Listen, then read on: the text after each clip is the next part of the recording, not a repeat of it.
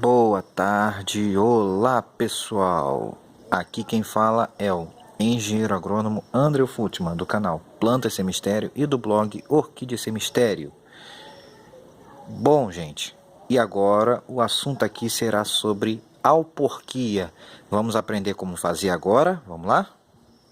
Bom pessoal, primeiramente alporquia é a mesma coisa que mergulhia aérea, ou seja, é um método de enraizamento de propagação vegetativa de plantas, em que a gente vai, através do enraizamento de um ramo de uma planta adulta, obter uma nova planta que será igual à sua planta mãe, ou seja, vai ser um clone da planta mãe.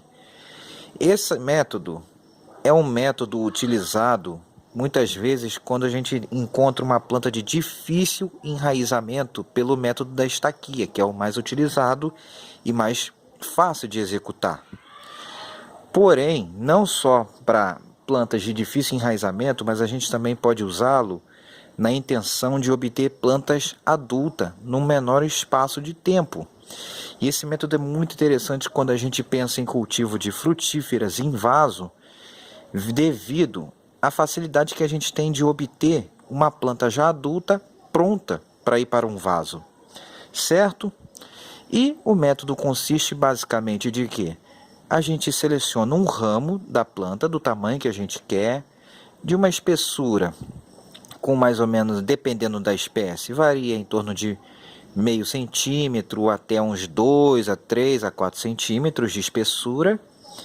E ele pode ter um comprimento variado, de acordo com a sua necessidade e com seu interesse, podendo chegar a mais de 1,5 m de comprimento esse ramo, ou seja, uma planta que já sairia formada com mais de 1,5 m de altura, e muitas vezes produzindo, certo pessoal? E basicamente nesse ramo a gente vai fazer um corte, vai fazer o chamado anelamento, que eu vou mostrar em seguida, e a gente cobre esse ramo com um material, geralmente um substrato, que pode ser o que? Xaxim, que hoje em dia é proibido, então não se usa mais. Terra adubada é uma opção, um pouco mais difícil de trabalhar, mas é possível. Ou o que é realmente mais utilizado, o esfagno, como vocês podem ver aqui. Então a gente usa esse material para cobrir esse local do anelamento, bota uma quantidade adequada de esfagno bem umedecido e depois a gente embrulha como se fosse fazer um bombom com um saco plástico, geralmente de cor escura, ou depois a gente coloca alguma coisa para escurecer. Isso eu vou explicar mais para frente no vídeo por que tem que ser escuro, e amarra. E depois de um certo tempo, que varia de acordo com a espécie, ali enraiza, e aí a gente procede com a retirada do ramo abaixo da onde enraizou e posterior plantio num recipiente ou em outro local. E assim nós temos a nossa muda, certo pessoal? Então esse basicamente é o resumo da técnica da alporquia que a gente vai aprender hoje aqui, como faz. Então vamos agora aos materiais.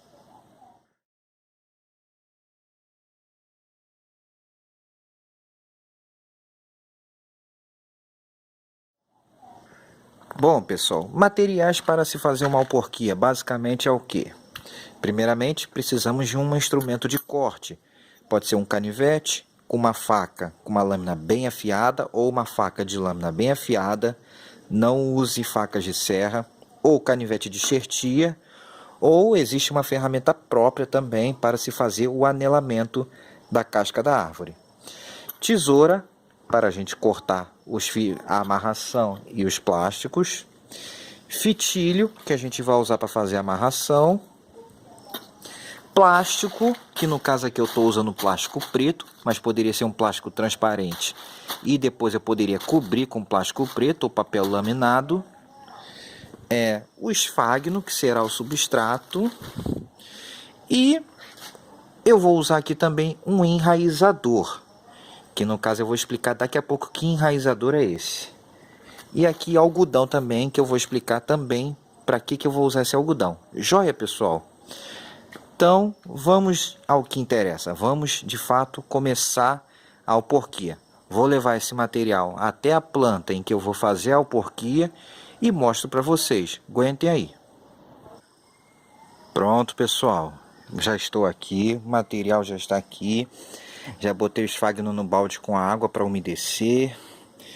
E aqui está a nossa cobaia do dia. Será um pé de acerola que eu vou ser obrigado a arrancar, porque eu vou chegar o orquidário mais para cá, eu vou aumentar ele, vou chegar mais para cá, então vou ter que arrancar esse pé.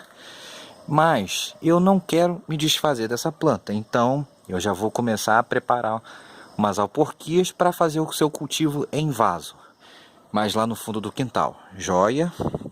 Então, primeira coisa, eu tenho um pé de acerola. E em relação à época de alporquia, depende de cada espécie. Tem muitas espécies que a gente pode fazer o ano inteiro. Outras, a gente deve dar preferência geralmente ao seu período em que ela tem maior atividade. Geralmente é na primavera, verão. É o que é mais recomendado para a grande maioria das espécies. Mas muitas espécies podem ser enraizadas o ano inteiro, sendo que elas podem enraizar melhor em certa época ou menos em outras. Joia? E a acerola, como é uma planta de difícil enraizamento, ou seja, ela não é uma planta tão fácil de enraizar pelo método da estaquia, embora seja possível, ela na alporquia ela já enraiza mais fácil e vai nos garantir uma muda já adulta e produzindo, ou seja, eu vou ter uma muda pronta para produzir em poucos meses e muitas vezes já com fruta. Joia, pessoal? Então eu agora vou fazer a seleção do ramo que eu quero para fazer o meu alporque. Vamos lá?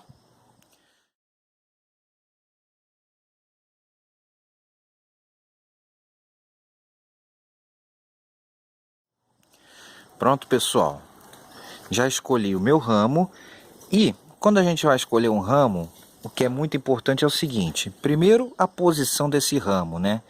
Tem que ser um ramo bem desenvolvido, ele tem que estar bem desenvolvido, ter uma boa grossura, ó. Esse aqui está com uma grossura ótima para a gente fazer, tem em torno de 1 centímetro mais ou menos, um pouquinho mais aqui de espessura, no local onde eu vou fazer o anelamento. Ele está com uma seção boa, reta, ó, então ele tem um bom tronquinho, o que vai me facilitar. E ele tem uma boa armação, o que vai me garantir, ó, uma muda de boa qualidade. Então, e ele está num tamanho adequado, ou seja, ele está ótimo para eu fazer. Assim como outros ramos dessa planta aqui também estão bem adequados para eu fazer o alporque. Próximo passo aqui, eu vou fazer uma limpeza nesse ramo só para facilitar. Por exemplo, esse galho aqui, ele não é interessante para mim. Então eu vou cortar ele fora e vou realizar o anelamento agora, pessoal. E como com uma mão sempre é mais complicado de fazer as coisas, eu vou fazer o corte e vou mostrar para vocês depois o resultado final. Porque com uma mão, vocês sabem, é difícil gravar e fazer ao mesmo tempo. Então, vamos lá, galera?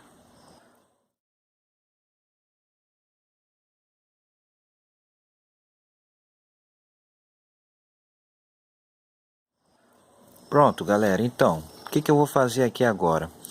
Eu separei uma porção aqui no ramo onde eu vou fazer o anelamento. Então, primeira coisa, eu com a lâmina, eu faço um corte, né? Para cortar a casca aqui. Mais ou menos fazendo um anel, né? Fazendo um círculo em cima e embaixo. Dando diferença mais ou menos em torno de 2 a 3 centímetros. Mais ou menos, ou menos um pouco. De 1 a 3 centímetros, geralmente é o recomendado para a gente fazer esse anel. Então aqui eu fiz a demarcação com a lâmina. E agora eu com a lâmina eu vou vir aqui e vou tirar essa porção de casca. Joia? Então eu vou fazer isso agora e mostro para vocês como é que fica o resultado depois, pessoal. Aguentem aí. Pronto, pessoal. Está aqui, ó, feito para vocês o anelamento, como eu prometi. Tá vendo? Agora, por que eu tenho que fazer esse anelamento? Por que a gente faz esse anelamento, pessoal? Esse anelamento ele tem uma função extremamente importante para o processo de enraizamento. Primeiro, a seiva da planta, a seiva elaborada que a gente chama, ela circula na planta pela casca, ou seja, por baixo da casca, por um tecido chamado de floema, que é um tecido vascular em que ele pega todo o material de fotossíntese da planta, tudo que ela produz na fotossíntese, o alimento que é produzido nas folhas, e distribui para todo o corpo vegetal, sempre que esse tecido ele passa por baixo da casca.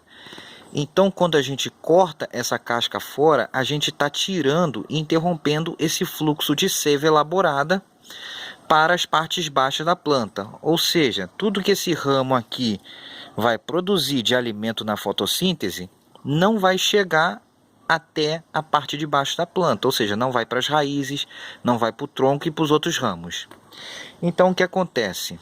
Além disso, também hormônios vegetais, principalmente auxinas, que são produzidos nas pontas dos ramos, elas vão se acumular nessa parte aqui, ó, nessa extremidade superior desse anel.